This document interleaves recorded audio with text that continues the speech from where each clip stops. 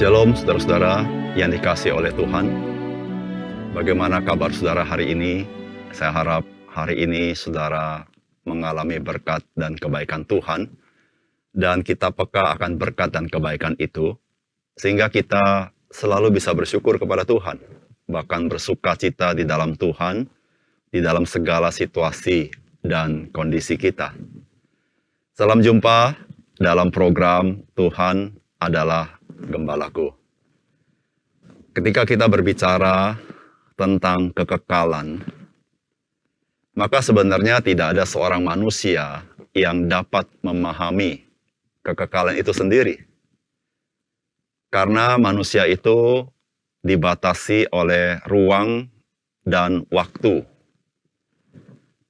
Dan tentu sekali bahwa kekekalan itu tidak dapat diteliti di dalam ruang laboratorium.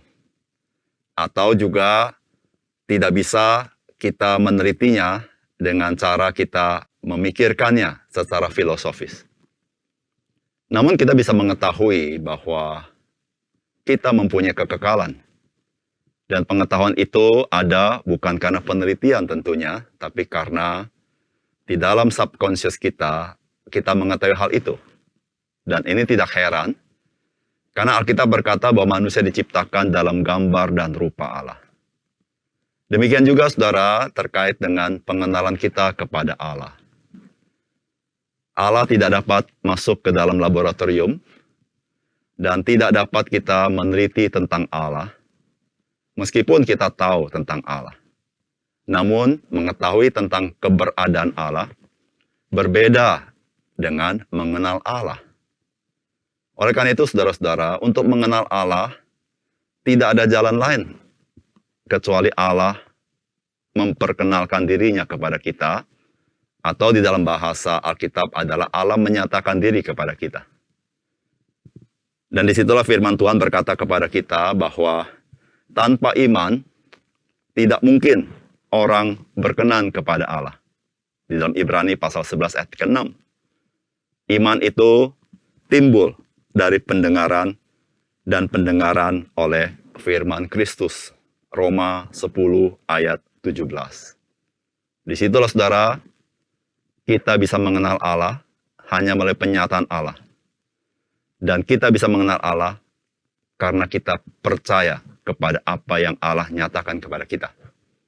Mari kita membaca firman Tuhan dari Injil Yohanes, pasal pertama, ayat 1-3. Pada mulanya adalah firman, firman itu bersama-sama dengan Allah, dan firman itu adalah Allah. Ia pada mulanya bersama-sama dengan Allah, segala sesuatu dijadikan oleh Dia, dan tanpa Dia tidak ada suatu pun yang telah jadi dari segala yang telah dijadikan. Saudara yang dikasihi oleh Tuhan, hari ini kita mulai merenungkan Injil Yohanes. Injil Yohanes ini ditulis oleh Rasul Yohanes, yaitu salah seorang dari ke-12 murid Tuhan Yesus. Rasul Yohanes adalah saksi mata akan Yesus Kristus. Dia adalah murid yang sangat dekat dengan Tuhan Yesus, dan dia salah seorang murid yang berada di kaki salib ketika Tuhan Yesus disalibkan. Di dalam Injil Yohanes ini, Tuhan memakai Rasul Yohanes untuk menyatakan siapakah Allah. Dan di dalam Injil Yohanes, maka kita mengenal siapakah Yesus Kristus. Saudara, Yesus Kristus adalah pribadi Allah manusia. Dan di dalam Yesus Kristus ada dua natur, yaitu natur Allah dan natur manusia sepenuhnya. Ketika kita mendengar hal ini, kita pasti akan mengernyitkan dahi, karena memang sesuatu yang tidak sanggup atau melampaui akal budi kita. Namun sebagaimana saya katakan tadi, kita bisa mengenal Allah hanya melalui penyataan Allah. Dan penyataan Allah itu hanya bisa direspon dengan iman kita. Karena Allah melampaui akal budi kita. Ketika kita percaya kepada penyataan Allah, disitulah kita mengakui Allah adalah Allah. Saudara, apakah yang menjadi pesan firman Tuhan bagi kita hari ini? Yang pertama-tama, firman Tuhan hari ini mengatakan kepada kita bahwa firman itu adalah Allah yang kekal. Itu yang dikatakan di dalam pasal 1 ayat ke-1. Pada mulanya adalah firman. Firman itu bersama-sama dengan Allah, dan firman itu adalah Allah. Yang dimaksudkan dengan Injil Yohanes, dengan firman, itu adalah Yesus Kristus. Itu tercatat di dalam pasal 1 ayat 17. Sehingga saudara-saudara, bagian ini mengatakan bahwa Yesus Kristus itu adalah Allah itu sendiri. Dan keberadaannya sudah berada di dalam kekekalan. Sehingga saudara-saudara, tidak ada satu masa, tidak ada satu titik di mana Yesus Kristus tidak ada. Dia ada di dalam kekekalan dan keberadaannya kekal. Karena dia adalah Allah itu sendiri. Saudara, ini adalah penyataan yang dinyatakan oleh firman Tuhan kepada kita. Yang kita tidak bisa mengetahuinya tanpa dinyatakan oleh kebenaran firman Tuhan. Kita tidak bisa mengetahuinya melalui falsafah hidup manusia. Kita tidak bisa mengetahuinya melalui laboratorium. Karena pengetahuan tentang Allah dan siapakah Allah itu melampaui apa yang kita pikirkan dan melampaui keterbatasan daripada dunia ini. Dari firman Allah ini kita baru tahu bahwa Yesus Kristus, dia adalah Allah itu sendiri.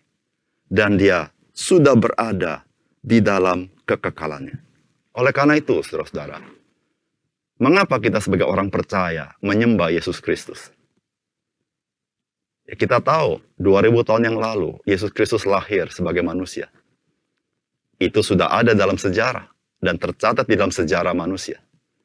Namun firman Allah memberitahukan kepada kita bahwa sesungguhnya Yesus Kristus bukan eksis atau baru eksis 2000 tahun yang lalu. Dia sudah ada karena dia adalah yang ada itu, yang kekal itu. Dia Allah itu sendiri. Oleh karena itu, saudara, kita menyembah dia karena dia adalah Allah yang maha kuasa. Kita menyembah dia karena dia layak menerimanya di dalam kehidupan kita. Mari kita meninggikan nama Yesus karena dia Allah mengatasi segala sesuatu. Dan dia adalah yang maha mulia, yang maha agung.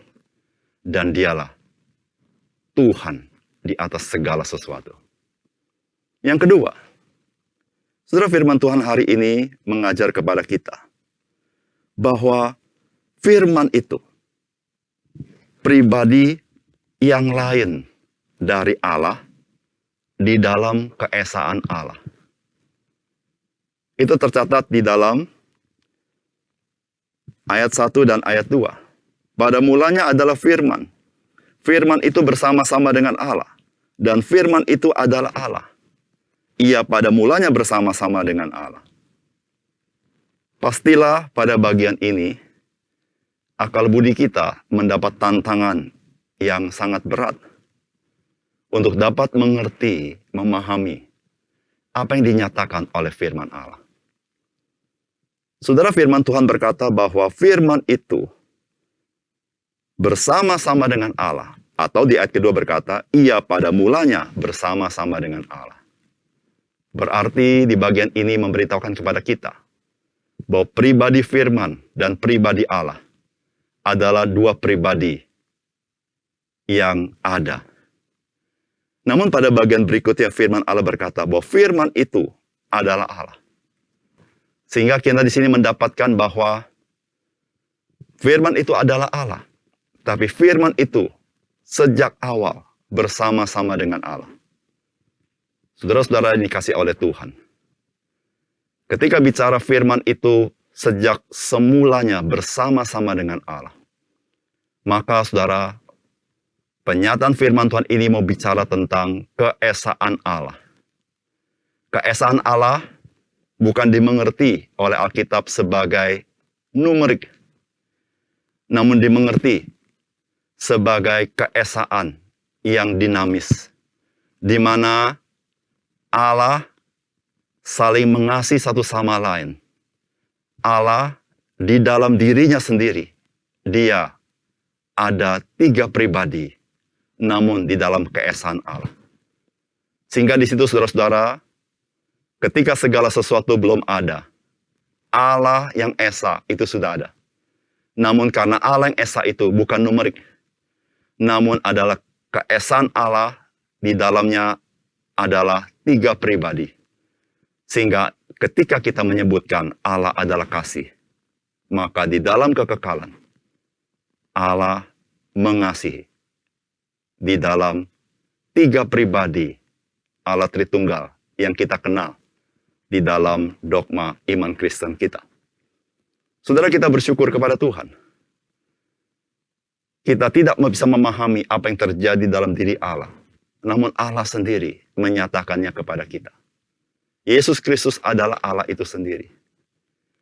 Namun, Yesus Kristus adalah pribadi yang lain daripada Allah. Dan memang di sini kita belum membahas mengenai Roh Kudus.